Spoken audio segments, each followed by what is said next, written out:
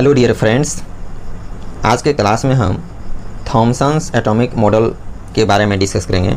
इस मॉडल्स के बारे में डिस्कस करने से पहले हमें इस मॉडल की क्यों ज़रूरत पड़ी उसको सबसे पहले हम जान लेते हैं। हम लोग जानते हैं कि साइंटिस्ट डाल्टन का मानना था कि परमाणु अविभाज्य और अविनाशी है, लेकिन परमाणु के भीतर मौलिक कणों की खोज के साथ उनका सिद्धांत विफल हो गया। इसलिए यह जानना अति आवश्यक हो गया कि परमाणु के भीतर कणों को किस प्रकार व्यवस्थित किया जाता है। फ्रेंड्स, इसलिए थॉमसन साइंटिस्ट ने परमाणु की संरचना का प्रस्ताव करने वाले पहले व्यक्तियों में से एक थे। इसलिए उन्होंने प्रस्तावित किया कि एक परमाणु में एक सकारात्मक रूप से आवेशित बादल दैट मीन्स क्लाउड होते हैं, जिसके अंदर इलेक्ट्रॉन्स मौजूद होते हैं। फ्रेंड्स, इस मॉडल को प्रस्तावित करने के पीछे एक कहानी है।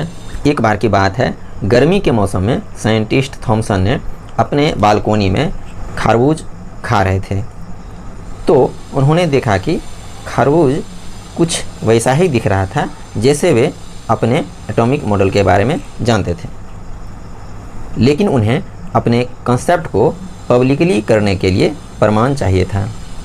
तो वे इस खरबूज को दुनिया के सामने लाए। दैट मीन्स खरबूज का लाल भाग प्रोटॉन की तरह तथा उसमें गरे हुए बीज इलेक्ट्रॉन की तरह दिखता था, या कह सकते हैं बड़े से केक जिसमें ऊपर से ड्राई फ्रूट्स डाला हुआ रहता है। तो इस बेसिस पर थॉमसन ने प्रस्तावित किया कि एक परमाणु में एक सकारात्मक रूप से आवेशित बादल होते हैं जो कि खरबूज के लाल भाग की तरह दिखते हैं एवं उसमें गरे हुए बीज इलेक्ट्रॉन्स की तरह दिखते हैं। फ्रेंड्स, चूँकि उस समय प्रोटॉन का खोज नहीं हुआ था, इसलिए थॉमसन को लगा कि प्रोटॉन का पोजीशन कुछ इसी तरह से रहता होगा किसी एटम के अंदर। लोगों ने इसे सहर्ष स्वीकार भी कर लिया, क्योंकि इलेक्ट्रॉन्स का खोज इन्होंने ही तो किया था। लेकिन जब रदरफोर्ड का एटॉमिक मॉडल आया तो थॉमसन का मॉडल ऑटोमेटिक फेल हो गया, क्योंकि उस समय नाभिक का खोज रदरफोर्ड ने किया था। हालांकि थॉमसन ठीक से परिभाषित नहीं कर सके कि परमाणु के धनात्मक आवेश वाले भाग में वास्तव में क्या है, एवं उन्होंने यह भी स्पष्ट रूप से नहीं बताया कि धनावेशित गोले के अंदर इलेक्ट्रॉन स्थिर है या जहाँ तहाँ घूमते रहते हैं। तो फ्रेंड्स, इन्होंने सन 1898 ईस्वी में अपना एक थ्योरी प्रपोज्ड किया, जो कि इस प्रकार है।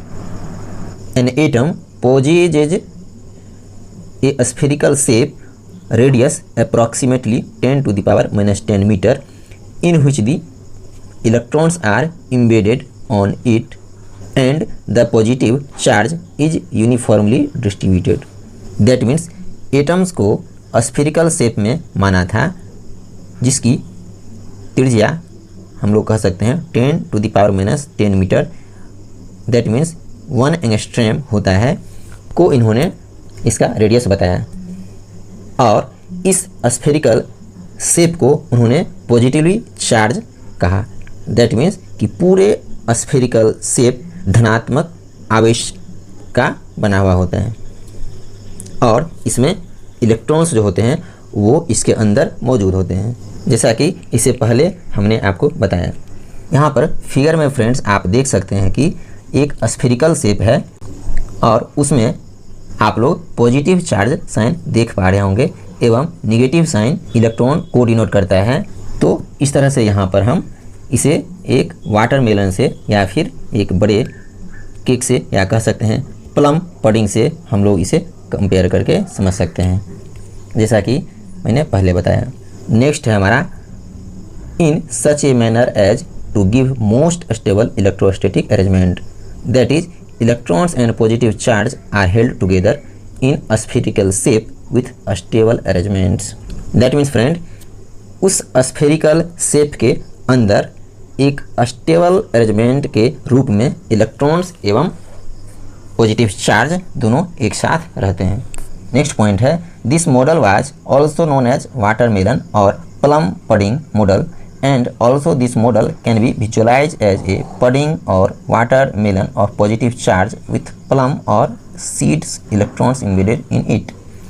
तो फ्रेंड्स, जैसा कि इससे पहले मैंने डिस्कस किया कि ये एक स्फेरिकल शेप वाटर मिलन की तरह दिखता है, या फिर कह सकते हैं प्लम पडिंग की तरह दिखता है, जिसमें कि पॉजिटिव चार्ज वाटर मिलन के रेड भाग की तरह दिखता है एवं इलेक्ट्रॉन्स वाटर मिलन के बीज की तरह दिखता है।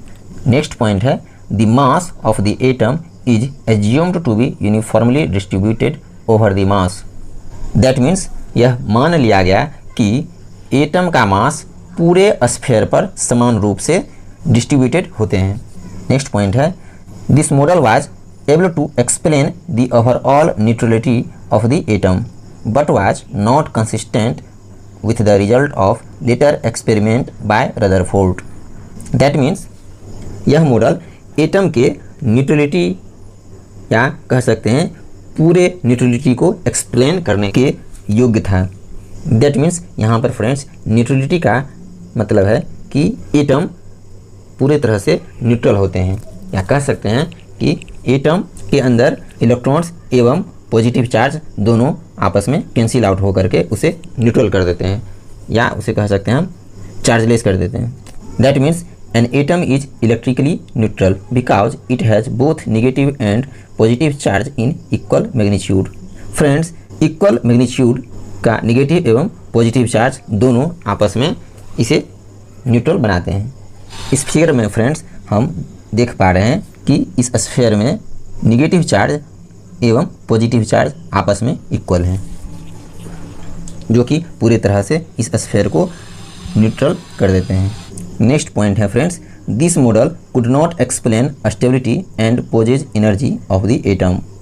दैट मीन्स यह मॉडल एटम्स के स्टेबिलिटी एवं पोजेज एनर्जी को एक्सप्लेन नहीं कर सका। दैट मीन्स पोजेज एनर्जी का मतलब kinetic energy and potential energy. तो फ्रेंड्स, थॉमसन का मॉडल एटम्स के काइनेटिक एनर्जी एवं पोटेंशियल एनर्जी के बारे में एक्सप्लेन नहीं कर पाया, और ना ही एटम के स्टेबिलिटी के बारे में। स्टेबिलिटी मीन्स स्थिरता होती है, मतलब ये कि एटम्स के अंदर इलेक्ट्रॉन्स स्थिर हैं या जहाँ तहाँ घूमते रहते हैं। इसे हम इस तरह से समझ सकते हैं फ्रेंड, इस फिगर में आप लोग देख पा रहे होंगे, यहाँ पर हम लोग मान लेते हैं कि फर्स्ट वाली फिगर में इलेक्ट्रॉन्स मूव कर रहा है, मतलब इस पूरे एटम्स के अंदर इलेक्ट्रॉन्स का मूवमेंट है, एवं सेकंड वाले फिगर में स्थिर हैं। लेकिन फ्रेंड्स, इस मॉडल ने कभी एक्सप्लेन नहीं कर पाया कि एटम्स के अंदर इलेक्ट्रॉन्स मूव करते हैं या फिर स्थिर रहते हैं। तो इस प्रकार से फ्रेंड आज हम लोगों ने थॉमसन मॉडल्स ऑफ एटम के बारे में समझा। तो फ्रेंड्स, आज के क्लास में बस इतना ही। नेक्स्ट क्लास में हम मिलते हैं नए टॉपिक के साथ। तब तक के लिए बहुत बहुत धन्यवाद।